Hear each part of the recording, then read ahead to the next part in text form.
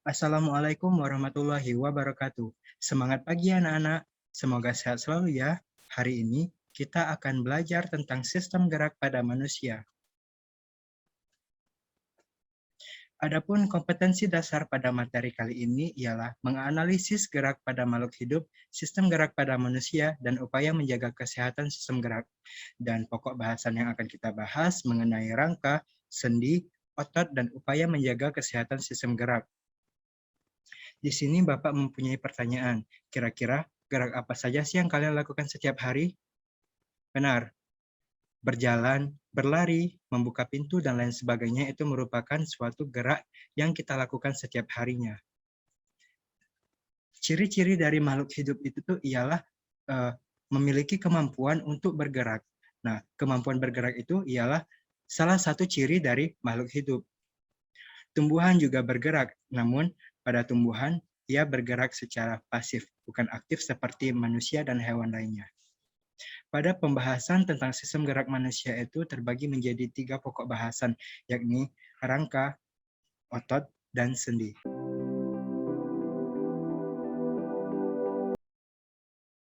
Halo anak-anak, Ibu adalah Tiara Dwi Anjani dan sekarang Ibu akan menjelaskan materi selanjutnya mengenai susunan rangka pada tubuh manusia. Oke, jadi sebelum kita akan memasuki materi selanjutnya yang akan Ibu tampilkan berupa media pembelajaran, Ibu akan menjelaskan terlebih dahulu. Jadi apa itu rangka? Rangka tersebut terbentuk dari susunan tulang. Jadi saat manusia lahir, dia akan terbentuk sekitar 260 tulang yang akan disebut sebagai susunan rangka. Nah ya, jadi susunan rangka tersebut akan dibagi menjadi dua, yaitu rangka aksial dan rangka apendikular.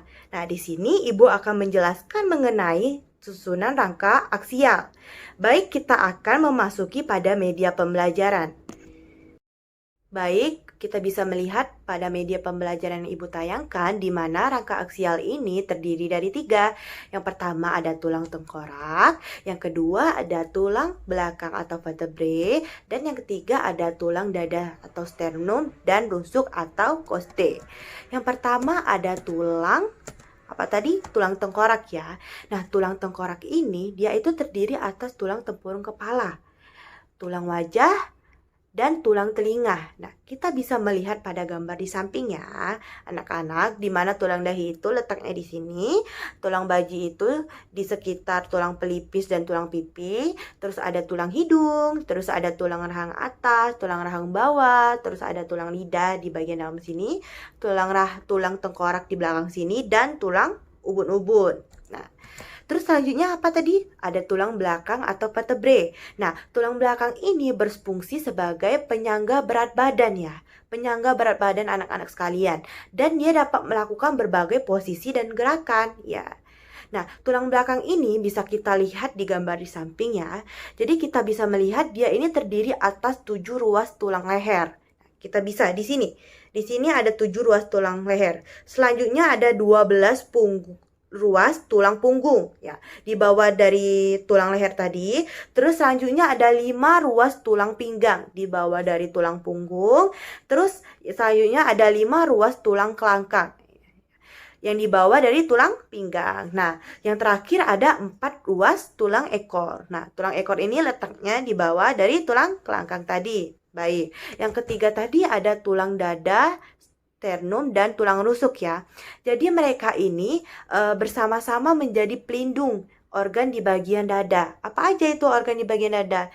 Ya, benar, paru-paru dan jantung. Nah, kita bisa melihat pada gambar di samping di mana tulang dada ini dia dan rusuk ini terdiri atas bagian hulu atau manubrium yang yaitu melekatnya tulang selangka. Terus bagian badan yaitu tempat melekatnya rusuk sejati dan tajuk pedang atau sifoid. Nah, kita lihat dulu pada gambar di samping di mana tulang rusuk ini akan terdiri atas yang pertama ada 7 pasang tulang rusuk sejati ya. Nah, kita lihat di bagian atas ini, 7 pasang tulang rusuk sejati. Nah, selanjutnya ada 3 pasang tulang rusuk palsu di bawah dari rusuk sejati tadi ya. Terus yang terakhir ada 2 pasang tulang rusuk melayang. Nah, mengapa Bu disebut sebagai tulang rusuk melayang? Ya, kita bisa melihat gambar ini, dia tidak menyatu pada bagian rongga tadi seperti rusuk sejati dan rusuk palsu ya. Maka dia disebut sebagai tulang rusuk melayang. Dia ada 2. Oke. Nah, jadi materi yang Ibu sampaikan ini tolong diingat-ingat lagi oleh anak-anak sekalian. Nah, materi selanjutnya akan Ibu kembalikan kepada rekan Ibu. Jadi, terima kasih.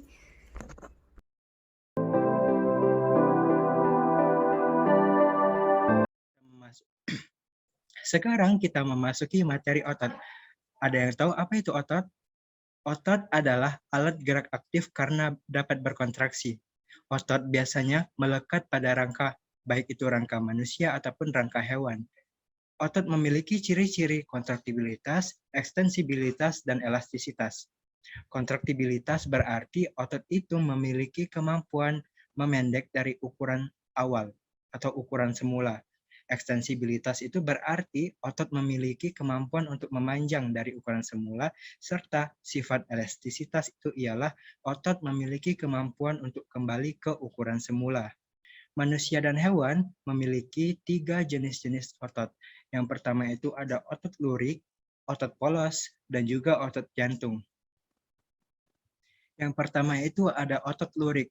Otot lurik ini ialah otot yang melekat pada kerangka dan membentuk sebagian besar jaringan otot pada tubuh. Biasanya orang-orang menyebut otot lurik ini sebagai daging. Otot lurik ini memiliki ciri-ciri sel otot yang berbentuk silinder dengan bagian berwarna gelap dan terang, sehingga tampak seperti lurik, memiliki inti banyak, dan bekerja atas kesadaran perintah otak dan bisa mengalami kelelahan. Otot lurik ini melekat pada rangka, sehingga otot ini disebut juga sebagai otot rangka.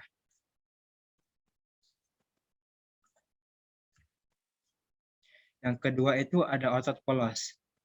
Otot polos ini bekerja secara tidak sadar. Otot polos ini dapat kita temukan pada organ-organ dalam tubuh seperti organ pencernaan, baik itu usus ataupun lambung, pada kelamin, ekskresi, dan juga pada pembuluh darah. Otot polos ini biasanya tidak cepat lelah dan bekerja secara lambat. Bentuknya itu seperti gelendong, memiliki satu inti di tengah. Yang ketiga ada otot jantung. Otot jantung ini memiliki banyak inti yang terletak di tengah-tengah. Otot jantung ini biasanya dapat kita temukan pada jantung. Ia bekerja secara tidak sadar dan terus-menerus, atau bisa juga kita sebut dengan bekerja secara otonom. Bentuknya itu ialah seperti serabut lurik yang bercabang. Otot memiliki 2 sifat kerja. Yang pertama itu ada antagonis dan juga yang kedua adalah sifat sinergis. Terdapat beberapa macam sifat antagonis ini. Yang pertama itu ialah fleksi dan ekstensi. Fleksi dan ekstensi ini ialah gerakan otot yang dapat membengkokkan dan meluruskan, seperti membengkok dan melurus. Kita dapat temukan sifat kerja otot ini pada sendi siku dan juga sendi lutut. Ia akan berfleksi dan juga berekstensi. Yang kedua itu ada abduksi dan aduksi, yakni menjauhi dan mendekati badan, seperti sendi lengan dan juga sendi paha. Yang ketiga ada pronasi dan supinasi, menelungkup atau menengadah, yaitu contohnya membalikkan telapak tangan. Ini gerak supinasi dan ini gerak pronasi, atau gerakan menelungkup dan menengadah. Yang keempat ada gerakan depresi dan elevasi, gerakan ke atas ataupun gerakan ke bawah. Yang kedua itu memiliki sifat sinergis, arti kerja 2 otot yang saling bekerja sama.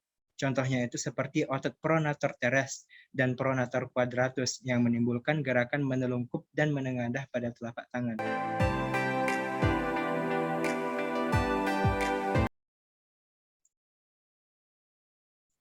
Kita bisa berjalan, berlari, itu karena adanya tulang sebagai alat gerak pasif dan otot sebagai alat gerak aktif. Tapi kita tahu bahwa tulang itu kaku dan tidak dapat dibengkokkan. Jadi kok bisa kita bergerak menggunakan tulang? Lalu, pernahkah kalian membayangkan apakah tulang-tulang itu terpisah sendiri-sendiri atau ada yang menghubungkannya? Nah, ternyata tulang antar tulang itu ada yang menghubungkannya, yaitu sendi. Sendi terbentuk dari perbesaran kartilago. Selain berfungsi untuk menghubungkan antar tulang, sendi juga berfungsi sebagai bantalan, di mana yaitu kartilago artikulasi akan menjadi bantalan saat kita bergerak. Kedua tulang kita itu akan melakukan pertemuan atau benturan, sehingga kartilago artikulasi ini akan menjadi bantalan yang menyebabkan pepantulan, sehingga mencegah kerusakan atau patahnya kedua ujung tulang saat melakukan pertemuan. Nah, di dalam kartilago ini terdapat cairan sinovial sebagai pelumas sendi. Nah, lalu ada berapa sih sendi di tubuh kita ini? Berdasarkan sifat gerakannya, sendi di tubuh kita ini ada 3 macam, yaitu sendi mati atau sinatrosis, sendi kaku atau amfiartrosis, dan sendi gerak atau diartrosis. Mari kita bahas yang pertama, yaitu sendi mati. Sendi mati itu adalah sendi yang tidak dapat digerakkan. Nah, sendi ini dibagi menjadi 2 macam, yaitu sinatrosis, siskondrosis, di mana sendi ini tuh masih memungkinkan sedikit gerakan. Contohnya itu pada tulang vertebrata, tulang dada, dan tulang rusuk. Nah, kemudian yang kedua adalah sinatrosis, sinfibrosis. Nah, di mana sendi ini tuh tidak memungkinkan adanya gerakan sama sekali. Contohnya terdapat pada tengkorak kepala kita. Selanjutnya yaitu adalah sendi kaku. Sendi kaku atau amfiartrosis memungkinkan adanya gerakan, tapi secara terbatas. Contohnya yaitu sendi antar ruas tulang belakang, kemudian sendi antar tulang betis dan mangkok sendi. Kemudian yang selanjutnya yang ketiga itu adalah sendi gerak atau diartrosis, yaitu sendi yang memungkinkan kita untuk bergerak bebas. Nah, contohnya itu saat kita melakukan kegiatan menulis, menangkap, itu kita menggunakan tangan, di mana yang menggerakkan tangan itu sendi-sendi yang ada di sana. Nah, sendi gerak ini banyak terdapat di dalam tubuh kita. Contohnya yaitu sendi putar, sendi aksel, sendi pelana, sendi peluru. Nah, berikut saya akan menjelaskan beberapa macam sendi gerak yang ada di tubuh kita. Yaitu ada 4 macam, yaitu sendi aksel. Sendi aksel, sendi yang hanya memungkinkan gerakan ke satu arah. Contohnya itu di lutut, siku, dan ruas antar jari. Contohnya itu pada siku, di mana saat kita melakukan kegiatan angkat beban, nah, kita hanya bisa melakukan gerakan satu arah oleh siku kita tersebut. Nah, selanjutnya itu ada sendi peluru, di mana sendi peluru itu memungkinkan terjadinya gerakan ke segala arah. Nah, ke segala arah ini contohnya adanya pada gelang bahu dan tulang lengan atas. Nah, seperti ini, di mana tulang gelang bahu atau belikat tulang lengan atas, saat kita melakukan gerakan seperti ini, kita itu bisa melakukannya melakukan gerakan tersebut ke segala arah. Kemudian contoh yang kedua yaitu antara tulang paha dan gelang panggul.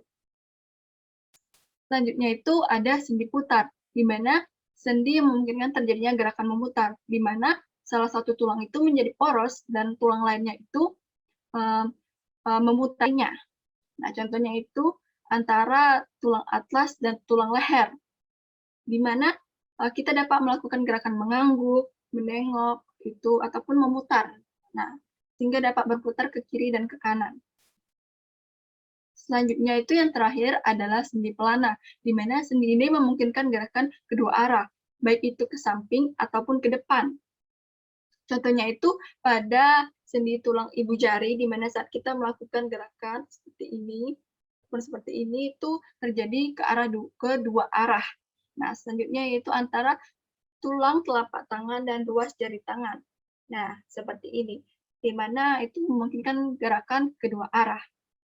Jadi, bisa kita simpulkan bahwa walaupun tulang kita itu kaku ataupun tidak dapat digerakkan, Tulang itu bisa digunakan untuk bergerak karena adanya sendi yang menghubungkan antar tulang tersebut, sehingga tulang-tulang tersebut bisa bergerak.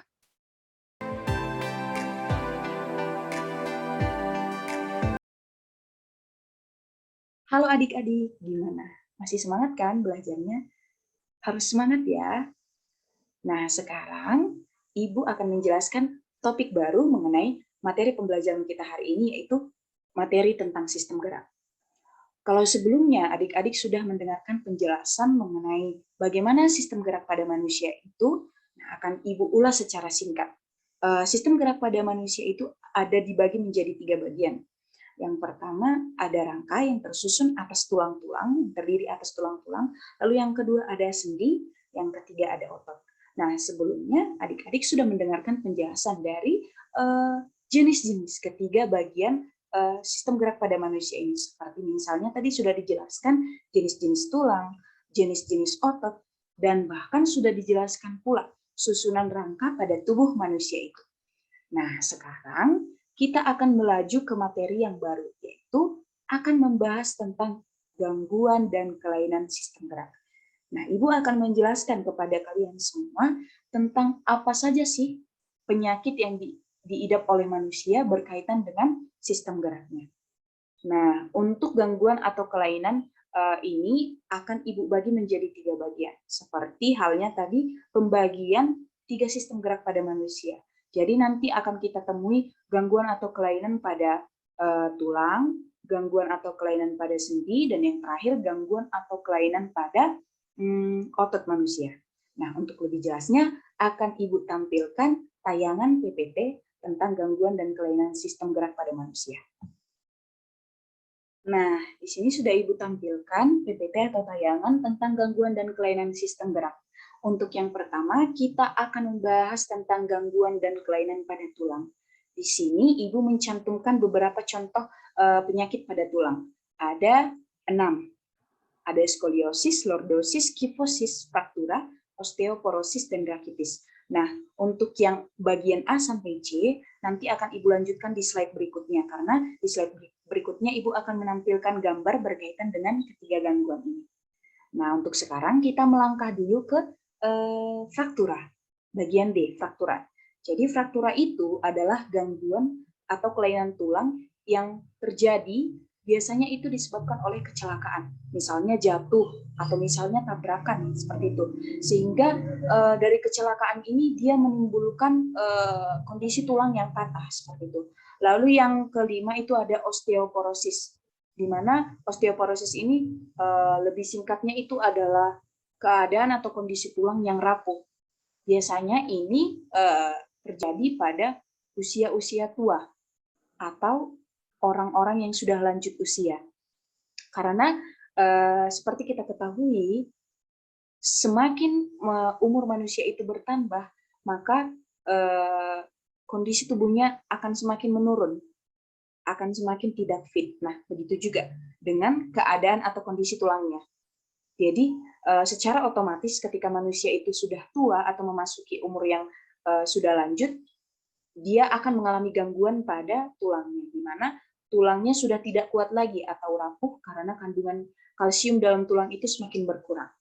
Nah, lalu kemudian ada rakitis. Nah, kalau rakitis ini hampir menyerupai seperti osteoporosis, akan tetapi dia ini terjadi bukan pada orang yang lanjut usia, bisa saja terjadi pada anak-anak sekalipun pada usia-usia muda. Nah, penyakit ini atau kelainan tulang ini disebabkan karena kekurangan vitamin D atau kalsium, sehingga pembentukan tulangnya tidak sempurna. Nah, untuk rakitis ini ada 2 kondisi. Yang pertama, bentuk kakinya akan menyerupai huruf X, atau biasa disebut dengan kaki X, dan yang kedua itu adalah menyerupai huruf O, atau kaki O. Oke adik-adik, nah tadi kan Ibu sudah menjelaskan 3 penyakit, ada fraktura, ada osteoporosis, dan rakitis. Nah, tadi 3 bagian lagi kan ada skoliosis, lordosis, dan kifosis. Nah, Ibu akan menjelaskan melalui gambar yang sudah Ibu tampilkan berikut. Yang pertama ada skoliosis. Nah, seperti tampak pada gambar, gangguan tulang skoliosis itu terjadi pada tulang belakang, sama halnya dengan lordosis dan kifosis. Nah, jadi bagaimana sih gangguan tulang skoliosis ini? Nah, jadi gangguan tulang skoliosis ini diidap oleh orang-orang yang memiliki kebiasaan duduk yang tidak benar, yaitu keadaan duduk yang miring, miring ke kanan atau miring ke kiri. Sehingga dari kebiasaan duduk ini akan ditimbulkan kelainan atau penyakit pada tulang belakang atau vertebranya yang disebut dengan skoliosis. Nah, lalu yang kedua itu ada lordosis. Nah, lordosis ini diidap oleh orang-orang yang memiliki kebiasaan duduk membusungkan dada. Nah, dari kebiasaan duduk yang seperti ini, dia akan ditimbulkan kelainan tulang lordosis di mana tulang belakangnya itu membengkok ke arah depan. Nah, untuk yang selanjutnya itu ada kifosis. Nah, kifosis ini lawan dari lordosis. Kalau tadi lordosis ini diidap oleh orang-orang yang cenderung duduk membusungkan dada, nah kalau kifosis ini diidap oleh orang-orang yang memiliki kebiasaan duduk membungkuk. Sehingga tulang belakang atau vertebranya itu membengkok ke arah belakang. Nah, di sini juga Ibu sudah menampilkan bagaimana seharusnya posisi duduk yang benar itu. Jadi posisi duduk yang benar itu tegap, tidak miring ke kanan atau tidak miring ke kiri, juga tidak membusungkan dada ke depan ataupun membungkukkan punggung ke belakang. Seperti itu. Nah, itu dia tadi sudah Ibu jelaskan gangguan atau kelainan yang terjadi pada tulang. Untuk selanjutnya, Ibu akan menjelaskan topik yang baru, yaitu gangguan dan kelainan pada persendian. Nah, di sini ada 5 gangguan atau penyakit yang terjadi pada sendi. Ada artritis, untuk artritis ini sendiri dibagi menjadi 2. Ada eksudatif dan ada sika. Lalu yang ketiga ada dislokasi, yang keempat terkilir, dan yang kelima ankilosis. Nah, untuk yang pertama akan Ibu jelaskan, yaitu artritis eksudatif. Jadi artritis itu adalah kondisi radang sendi. Nah, kalau lebih jelasnya, artritis eksudatif itu adalah radang sendi yang disebabkan karena sendi itu terinfeksi sehingga dia bernanah. Nah, berbeda dengan artritis sika, dia radang sendi juga, akan tetapi dia disebabkan karena sendi itu kehilangan cairan sinovialnya sehingga kondisi sendi menjadi kering. Nah, yang ketiga ada dislokasi. Dislokasi ini kata kuncinya adalah bergesernya sendi. Jadi sendi itu bergeser dari kondisi yang semula, dia bergeser karena disebabkan oleh jaringan ligamen pada sendi robek. Lalu yang keempat ini terkilir. Mungkin adik-adik semua sudah pernah mengalaminya. Seperti misalnya ketika kita berlari, tiba-tiba seperti di pergelangan kaki kita itu terasa seperti ada yang nyeri seperti itu. Nah, itu bisa dijelaskan, digolongkan ke dalam penyakit terkilir seperti itu. Yaitu kondisi sendi di mana ligamennya tertarik ke posisi yang tidak sesuai. Jadi yang bergeser itu ligamen, akan tetapi sendinya tidak bergeser.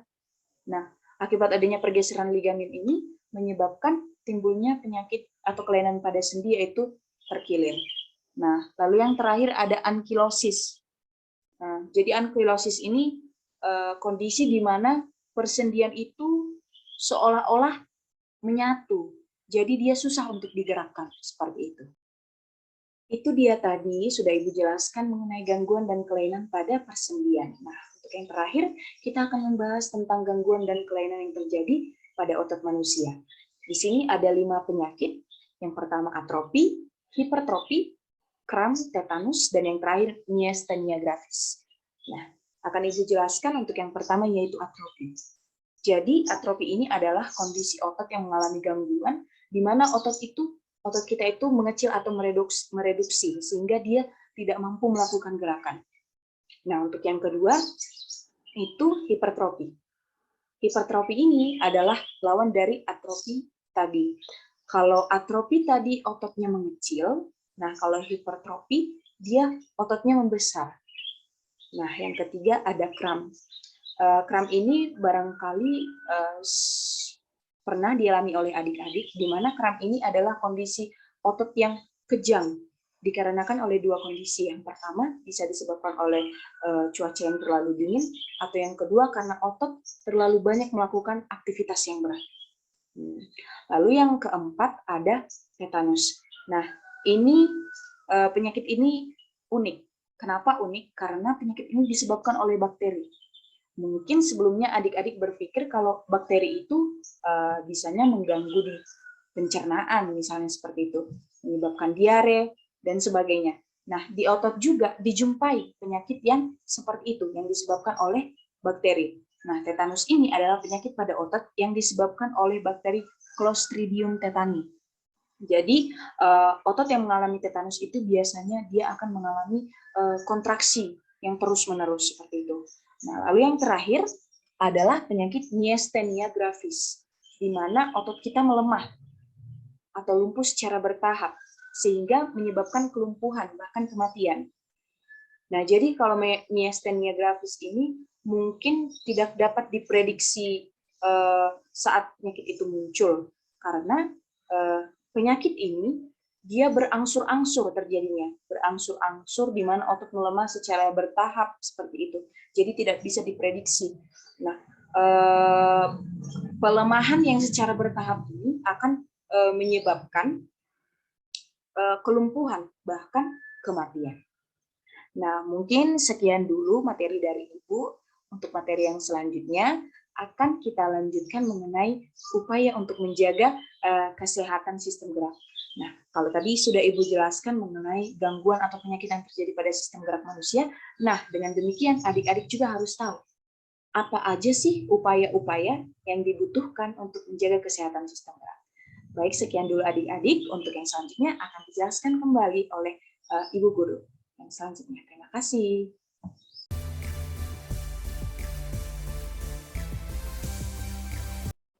Baiklah, di sini saya akan menjelaskan upaya menjaga kesehatan sistem gerak pada manusia.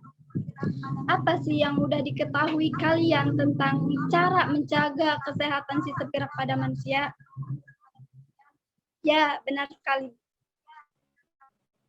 Cara atau upaya menjaga kesehatan sistem gerak pada manusia yaitu yang pertama, meningkatkan kandungan kalsium dalam asupan makanan. Makanan yang mengandung banyak kalsium yaitu susu, kedelai, brokoli, dan lain-lain. Yang kedua yaitu memperhatikan aktivitas fisik yang cukup setiap hari.